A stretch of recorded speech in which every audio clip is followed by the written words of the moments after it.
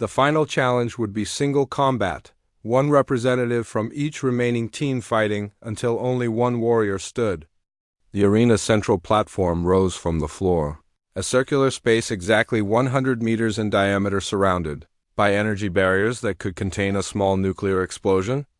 This was where legends were born and where the galaxy's greatest fighters claimed immortal glory. 8 teams had survived the previous challenges, though the human victory had fundamentally changed how the others viewed the competition. The Corthony Berserkers, Quantum Assassins, Psychic Dominion, Molten Core Warriors, Velthari Warrior Priests, Stellar Devastators, and one surprise qualifier, the humans. The selection of champions was swift and predictable. The Corthony chose their strongest berserker, Warlord Grixstock, whose battle record included the single-handed conquest of 3 star systems. The Quantum Assassins selected Commander Rakthul, a being who existed in 7 dimensions simultaneously. The Psychic Dominion nominated Mind Destroyer Cerebron, whose mental powers had once collapsed an entire planetary defense grid through thought alone. When it came time for the humans to select their champion, the galaxy expected to see their largest, strongest member step forward. Instead, Dr. Chun simply stood up from where she had been sitting quietly with her team. "I will represent humanity," she announced. The arena erupted in disbelief. Ambassador Vextar's 6 arms flailed in confusion. She is their leader, not their warrior. She has no visible combat enhancements, no weapon modifications, no battle scars. This is madness. In the preparation area, Dr. Chun's teammates gathered around her. To anyone watching, it looked like a final strategy session. In reality, it was something far more profound, a sharing of everything each team member had learned, experienced, and understood about combat, survival, and human potential. Marcus Williams, the former Marine, placed his hand on Dr. Chun's shoulder. "You carry all of our training," he said quietly. "Every technique, every lesson, every moment of experience we've shared." Jennifer Torres, the animal behavioral specialist, added, "Remember what we learned about reading intentions? Their attacks will telegraph themselves long before they strike." Each team member contributed their knowledge: Dr. Foster's understanding of psychology, Captain Park's survival instincts, the others' specialized skills in everything from hostage negotiation to deep space isolation protocols. Dr. Chun wasn't just representing humanity. She was becoming the embodiment of everything humanity had learned about adaptation, intelligence, and survival. The first match began with the traditional galactic format: last warrior standing wins. The platform could hold all 7 champions at once, creating a chaotic free-for-all that would test every aspect of combat ability. Warlord Grixstock of the Corthony charged immediately, his war cry shaking the arena's foundations. His 6 arms moved in patterns too fast for most beings to follow, each hand wielding weapons that could cut through starship armor. The Molten Core representative met him head-on, their collision creating a shockwave that cracked the platform's surface. Commander Rakthul phased between dimensions, appearing behind opponents to strike before vanishing again.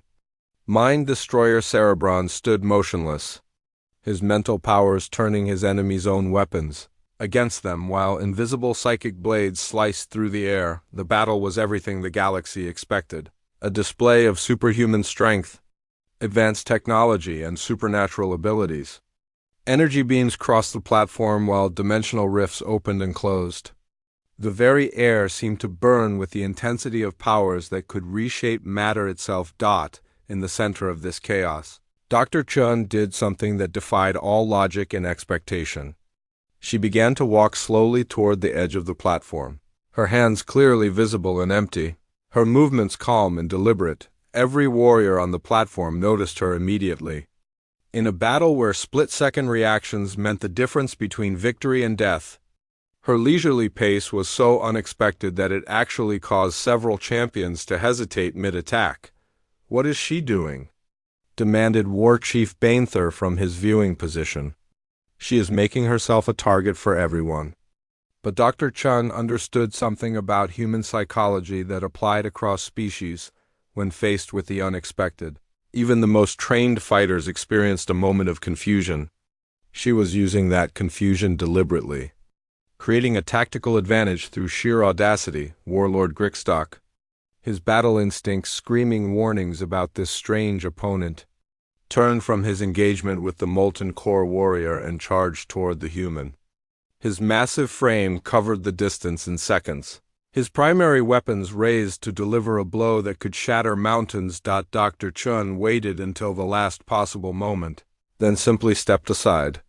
Not a dramatic combat roll or a superhuman leap, just a single step to the left, timed with precision that came from observing Grixstock's movement patterns during his previous battles. The warlord's momentum carried him past her.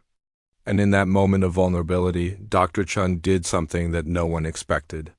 She spoke to him. "You fight with great honor, warlord. Your ancestors would be proud of your strength." The words, spoken in perfect Korthani dialect, stopped Grixstock cold. No opponent had ever addressed him with respect in the middle of combat. For a warrior whose culture valued honor above all else, the unexpected recognition created a moment of profound confusion. Dr. Chun had studied not just combat techniques, but the cultural and psychological foundations of every species she would face. She knew that Korthani warriors craved acknowledgement of their prowess more than they desired victory itself. Mind Destroyer. Cerebron attempted to assault her mentally, projecting psychic blades designed to shatter her consciousness. Instead of the expected mental barriers or technological defenses, he encountered something he had never experienced before, a mind that simply absorbed his attack and remained calm. Dr. Chun had trained in meditation techniques, developed by Earth's most advanced practitioners, methods for maintaining mental clarity under extreme stress. When Cerebron's psychic assault reached her consciousness, she neither resisted it nor was overwhelmed by it. She acknowledged it, understood it, and let it pass through her awareness like water through a screen. "Your mental discipline is remarkable," she said to the confused psychic warrior. "How many years did it take you to develop such focus?"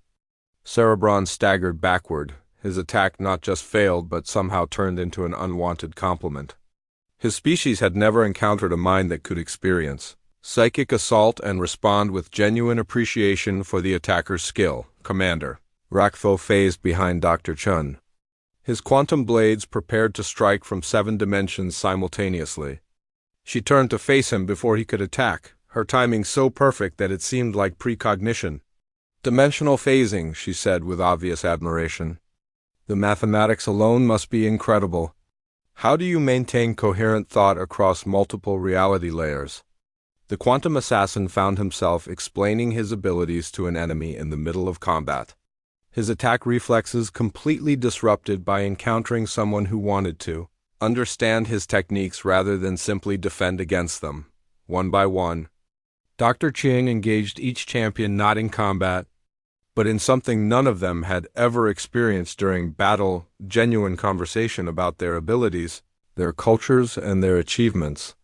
She spoke to the Velthari about the spiritual discipline required for energy manipulation, to the Stellar Devastator about the engineering marvels that allowed life in high-gravity environments.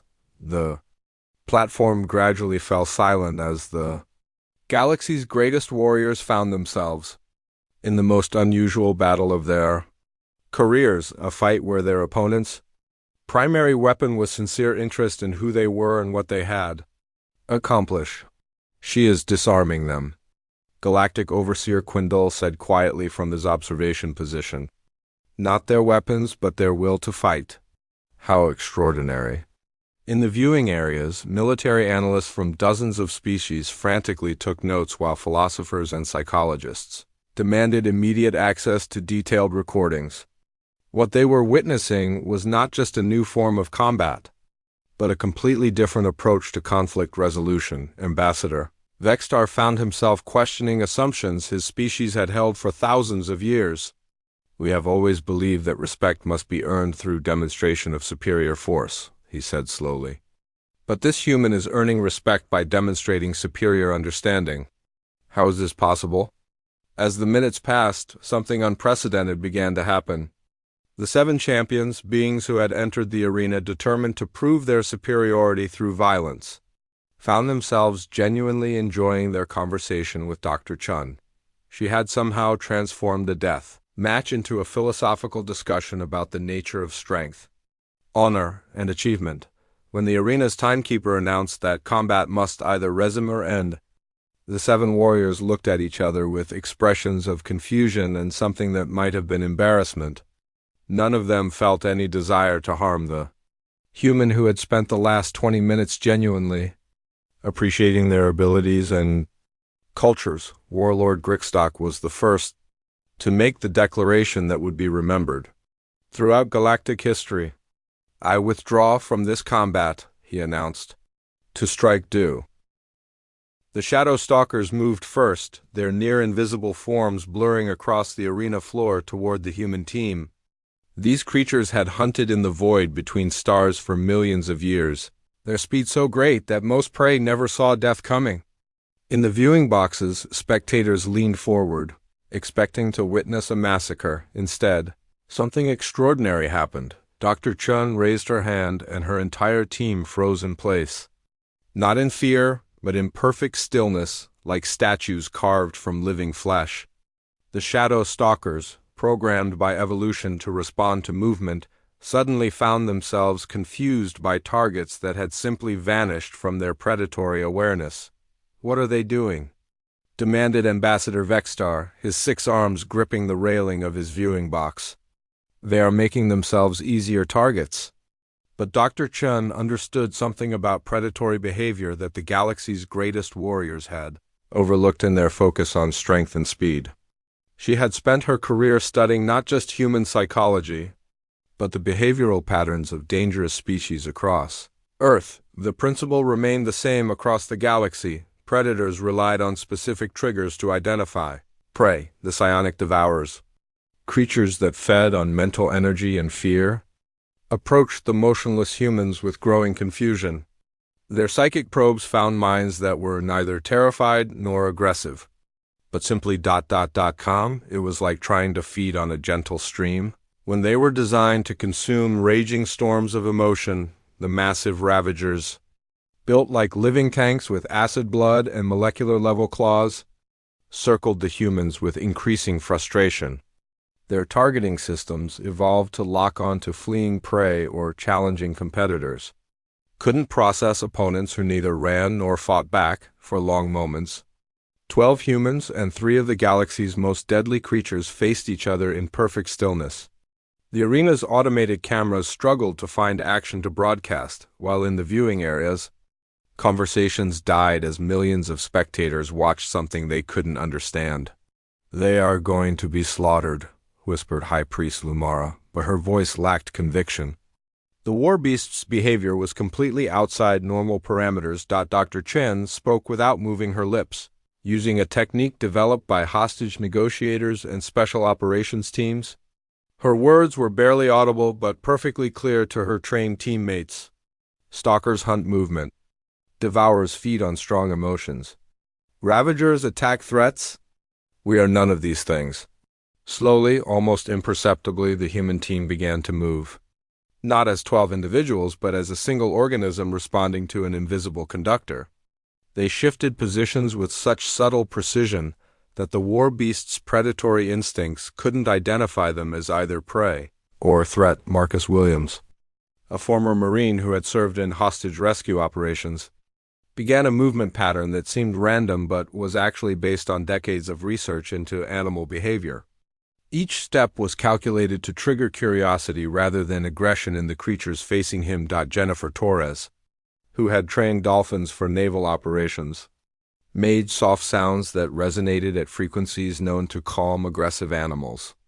The psionic devourers tilted their heads, their feeding instincts disrupted by emanations of genuine peace rather than the fear or rage they expected. The other team members each contributed their specialized knowledge. Dr. Amanda Foster, an expert in animal psychology, used body language techniques that conveyed non-threatening intentions. Captain David Park, a former Army Ranger with extensive survival training, demonstrated movements that mimicked the natural behaviors of Non-threatening species. What the galactic audience was witnessing was not combat in any traditional sense. It was the application of intelligence, empathy, and understanding in a situation where everyone expected violence. The humans were not trying to defeat the war beasts. They were communicating with them. Gradually, incredibly, the creatures began to calm. The shadow stalkers slowed their aggressive circling. The psionic devourers stopped their mental probes and began to project confusion rather than hunger. Even the massive ravagers lowered their claws and tilted their heads in what could only be described as curiosity. Impossible, breathed War Chief Bainther. Those creatures have never shown mercy to any opponent. They are living weapons, bred for nothing but destruction. In his private viewing box, Galactic Overseer Quindel leaned forward with interest rather than disbelief. His ancient species had seen the rise and fall of countless civilizations, and he recognized something in the humans' approach that reminded him of powers long forgotten by most of the galaxy. The humans continued their careful dance around the war beasts, each movement designed to reinforce their non-threatening status. Dr. Chun had realized something that the galaxy's emphasis on strength and domination had obscured. Intelligence was not about overpowering opposition, but about understanding it so completely that opposition became unnecessary after what seemed like hours, but was actually only minutes. The war beasts settled into resting positions around the human team. The shadow stalkers became fully visible, their camouflage unnecessary when they felt no need to hunt. The psionic devourers' mental emanations shifted to something resembling contentment. The ravagers actually began grooming themselves, a behavior that indicated complete relaxation. The arena fell into absolute silence. Not one being in the massive Colosseum understood what they had just witnessed. War beasts that had killed thousands of the galaxy's greatest warriors were lying peacefully around 12 unarmed humans, like pets around their owners. Chancellor. Shrike-Paul's rocky exterior cracked with stress. Fractures as his species' emotion regulation systems overloaded. There must be some form of mind control technology, he insisted. Nothing else could explain this. But the arena sensors, designed to detect any form of technological enhancement or psychic manipulation, showed nothing. The humans were using no devices, generating no energy fields, producing no psychic emanations. They were accomplishing the impossible through methods so simple that the galaxy's advanced civilizations had completely overlooked them. How long do they have to survive? Asked Ambassador Vexstar, his voice uncharacteristically quiet.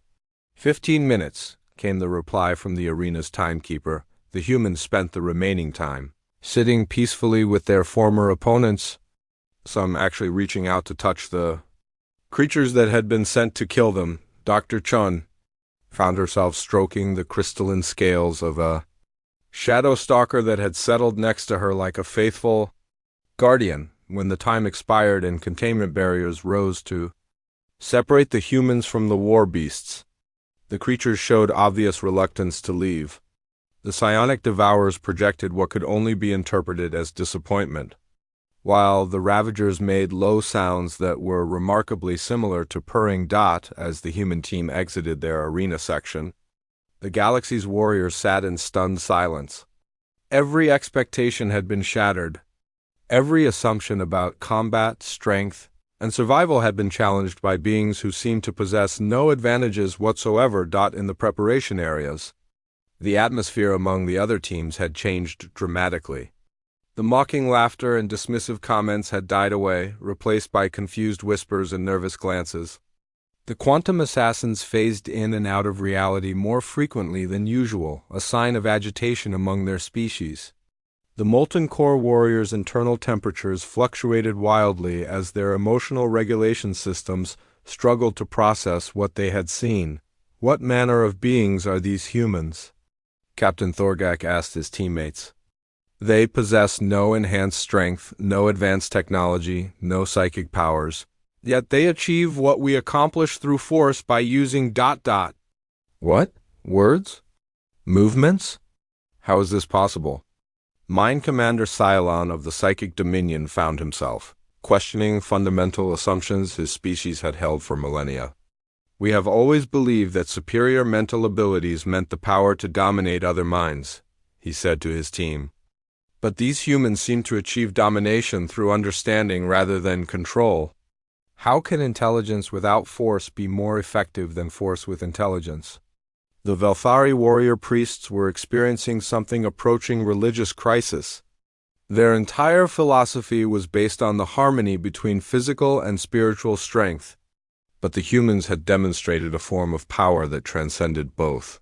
Perhaps, High Priest Lumara said slowly, we have misunderstood the nature of true strength. As the remaining teams prepared for the final challenges, the betting pools throughout the galaxy went into chaos. The humans' odds had improved from 5,000 to 1 to 50 to 1 in minutes. But even that seemed conservative given what they had just accomplished. More importantly, news of the humans' unprecedented performance was spreading beyond the arena. Military commanders from dozens of species were demanding detailed recordings of the human team's methods. Diplomatic corps across the galaxy were suddenly very interested in establishing formal contact with Earth. The implications of what they had witnessed went far beyond a simple combat tournament, but the final challenge still awaited. And it would test the humans in a way that no amount of animal psychology or tactical intelligence could address. They would face direct combat against the galaxy's greatest warriors, beings who had devoted their entire existences to the art. The Grand Colosseum of Zephyria stretched across 3 kilometers of crystalline metal and energy barriers, its massive arena capable of holding 1 million spectators from across the galaxy.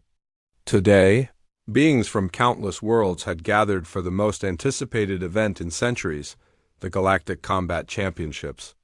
The air buzzed with excitement as representatives from the most feared warrior races in the universe prepared to demonstrate their legendary fighting skills high above the arena floor. In the luxury viewing boxes reserved for galactic nobility, Ambassador Vexstar of the Korthani Empire adjusted his ceremonial battle crown. His 6 arms rippled with muscles that could crush steel, each hand bearing scars from 1,000 victories. Around him, other distinguished warriors nodded with respect. The Korthani were known throughout the galaxy as unstoppable, berserkers whose battle cry alone could shatter mountains. The human delegation has finally arrived, announced Chancellor Zreichpal of the Asteroid Mining Consortium, his rocky exterior crackling with mineral deposits that served as natural armor. Though I cannot understand why the Galactic Council insisted on including them in this sacred competition, a wave of laughter rippled through the viewing area. The Velthari warrior priests, beings of pure energy who could phase through solid matter at will, flickered with amusement. Perhaps they wished to provide entertainment before the real battles begin, suggested High Priest Lumara, her voice echoing like wind through ancient temples, down in the preparation chambers beneath the arena. The mood was very different. 12 humans sat quietly in their assigned area, looking remarkably ordinary compared to the other species. They wore simple gray uniforms with no visible weapons or armor. Most appeared to be in their 20s and 30s, with unremarkable builds and calm expressions that revealed nothing of their thoughts. Dr. Sarah Shun, the team's leader and a former military strategist, reviewed data on a small tablet while the others performed light stretching exercises. At 42, she was the oldest member of the group, her black hair streaked with premature gray from years of high-stress assignments. The other teams preparing nearby made no attempt to hide their contempt. "Look at them," growled Captain Thorgak of the Molten Core Warriors, his lava rock skin glowing with internal heat. "They do not even carry proper weapons. How do they expect to face opponents who have conquered star systems with their bare hands?" The Psychic Dominion representatives, tall beings with enlarged craniums who could control matter with their thoughts, observed the humans with clinical interest. "Their mental emanations are remarkably weak," noted Mind Commander Cylon. "We sense no bloodlust, no killer instinct, no psychic enhancement whatsoever. It is almost insulting that they were permitted to enter." Commander Rakthul of the Quantum Assassins, creatures who existed partially in parallel dimensions, materialized briefly to study the human team. They move like civilians, he reported to his squad. No enhanced reflexes, no quantum implants, no dimensional phase capabilities. This will be over quickly. The tournament format was simple but brutal. Each team would face increasingly difficult challenges designed to test every aspect of combat ability. The first round consisted of survival trials against the arena's automated defense systems. Teams that survived would advance to direct combat against captured war beasts from the galaxy's most dangerous worlds. The final rounds would pit the surviving teams against each other in battles that often ended in death. As the ceremony began, Galactic Overseer Quindal, a being of such ancient power that his species had witnessed the birth of stars, raised his crystalline staff to address the assembled crowd. His voice resonated across multiple dimensions, reaching every mind present. "Warriors of the galaxy," he began, "today we witness the ultimate test of combat prowess. Only the strongest, fastest, and most cunning will survive.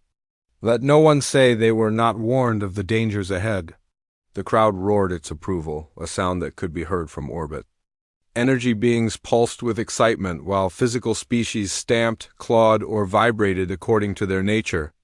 The betting pools had already reached astronomical numbers, with odds heavily favoring the traditional powerhouse species. On the massive display screens visible throughout the arena, the odds flashed in bright letters. The Corthony Berserkers held 3-1 odds, followed closely by the Quantum Assassins at 4-1. The Psychic Dominion commanded 5-1, while various other species ranged from 8-1 to 50-1. At the very bottom of the list, displayed almost as an afterthought, were the humans at 5,000-1 odds. 5,000-1, laughed War Chief Banether of the Stellar Devastators. Beings who could survive in the vacuum of space and whose homeworld had gravity 10 times that of Earth. I have seen better. Odds on a supernova occurring in the next hour. The first challenge began with little fanfare for the human team. As they entered their designated arena section, automated turrets emerged from the walls and ceiling. These were not ordinary weapons, but energy cannons capable of vaporizing tank-sized targets.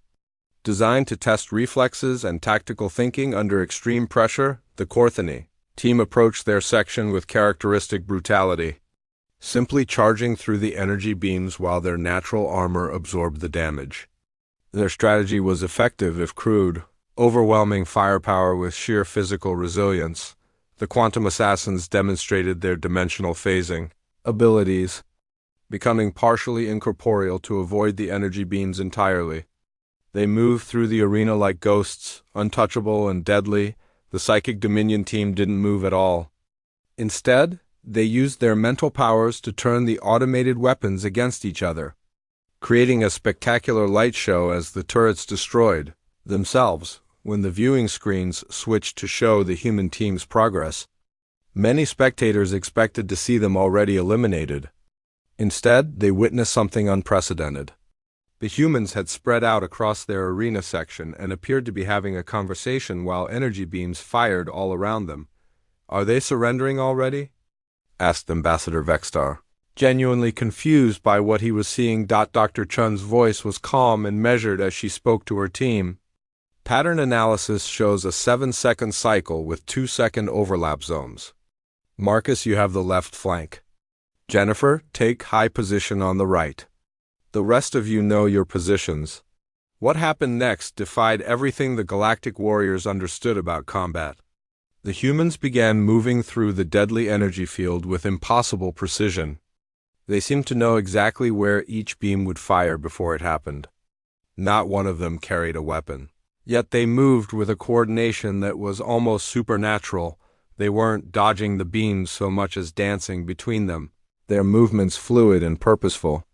Where other teams used brute force, technology, or supernatural abilities, the humans used something the galaxy had almost forgotten: pure tactical intelligence combined with perfect teamwork. "Impossible," whispered High Priest Lumara of the Velthari. "They are moving as if they can predict the future itself." In the human preparation area, Dr. Chun had spent 3 days studying recordings of previous tournaments. She had identified every pattern, every timing sequence, and every predictable element of the arena's systems. More importantly, she had trained her team to function as a single organism, each member knowing instinctively where the others would be at any given moment.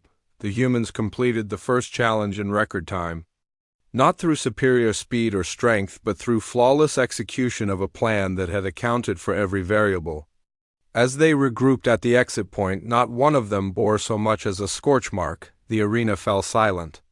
Even the background hum of energy systems seemed muted as a million spectators tried to process what they had just witnessed. In the luxury boxes, conversations stopped mid-sentence. On the arena floor, other teams paused their own preparations to stare at the viewing screens. How? The question came from War Chief Bainther, but it echoed in the minds of every being present. Chancellor's Reichpal's rocky exterior ground, together as he accessed his species' vast databases. There must be some form of technology we are not detecting. Perhaps microscopic enhancement devices or quantum probability calculators. But the deep scans revealed nothing. The humans showed no signs of artificial enhancement, no hidden technology, no genetic modifications. They were exactly what they appeared to be, ordinary members of a species that most of the galaxy considered. The barely above primitive dot in the arena's medical scanning stations, automated systems confirmed what visual observations suggested. Human physical capabilities fell far below galactic averages. Their muscle density was unremarkable. Their bone structure was standard carbon-based biology. Their brain activity, while complex, showed none of the psychic emanations common to advanced species. "They are nothing special," reported the chief medical observer. "A crystalline being whose species had perfected biological analysis over millions of years.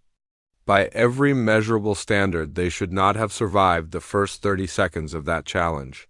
As the second challenge began, anticipation in the arena reached new heights. The War Beast trials would surely expose whatever trick the humans were using. The creatures released into the arena were nightmares from PH.